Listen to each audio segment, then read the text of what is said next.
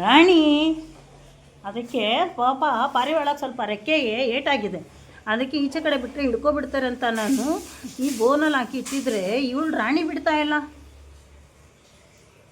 ನಾನು ಅಂದ್ಕೊಂಡಿದ್ದೆ ಫಸ್ಟ್ ಅದಕ್ಕೇನು ಏಟಾಗಿಲ್ಲ ಅಂತ. ಅದಕ್ಕೆ ರೆಕ್ಕೆ ಒಳಗಡೆ ಏಟಾಗಿತ್ತು, ಮೇಲೆಲ್ಲ ಚೆನ್ನಾಗಿತ್ತು, ಒಳಗಡೆ ಸ್ವಲ್ಪ ಏಟಾಗಿದೆ. ಯಾವ್ಯಾವ ಕಡೆಯಿಂದ ಒಳಗಡೆ ಹೋಗ್ಬೇಕು ಅಂತ ನೋಡ್ತಾ ಇದ್ದಾಳೆ. ಬೋನೆಲ್ಲ ಕಸ್ತಾವಳೆ ರಾಣಿ.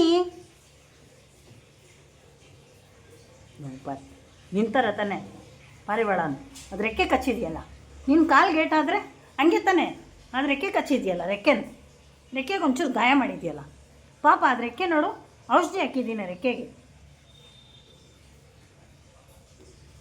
ದೂರ ಕರ್ಕೊಂಡೋಗಿ ಬಿಡ್ತೀನಿ ಅದನ್ನು. ನಿನ್ನ ಪಾಪ ಥರ ತಾನೆ ಅದನ್ನು ಪಾಪ.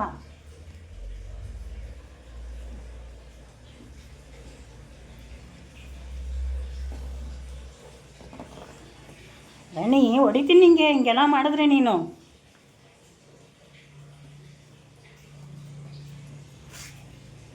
ಯಾವ್ಯಾವ ಕಡೆಯಿಂದ ಟ್ರೈ ಮಾಡ್ತಾ ಇದೀಯ ನೋಡು ನೀನು.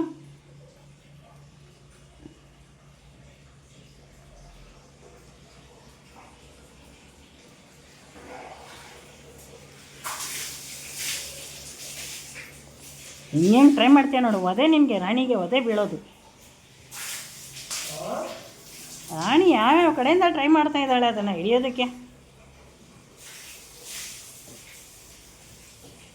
ಎಲ್ಲ ಡೋರ್ನ ಕಟ್ಬಿಡ್ಬೇಕು ದಾರದಲ್ಲಿ.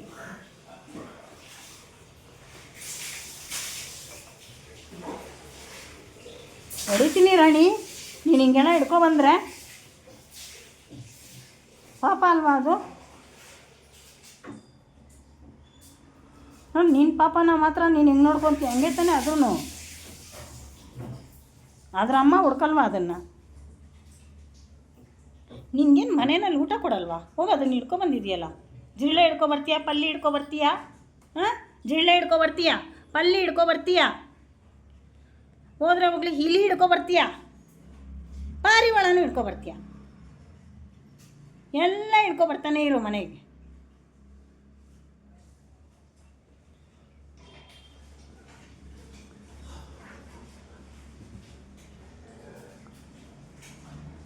ನಮ್ಮ ಪಾರಿವಾಳ ಪಾಪ ಅದು ಭಯ ಪಟ್ಕೊಂಡು ಕೂತ್ಕೊಬಿಟ್ಟಿದೆ.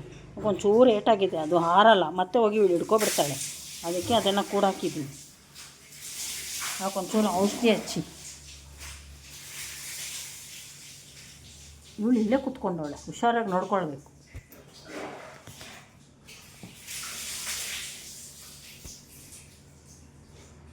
ಅದ್ರ ಪಾಪಗಳನ್ನ ಬೇರೆ ಕರ್ಕೊಬಂದೈತಿ.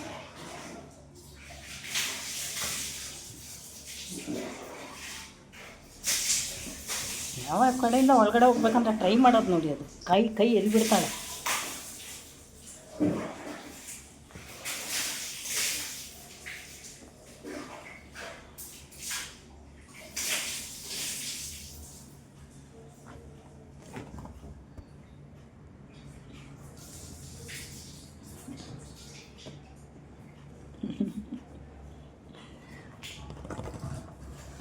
ವಾದೆ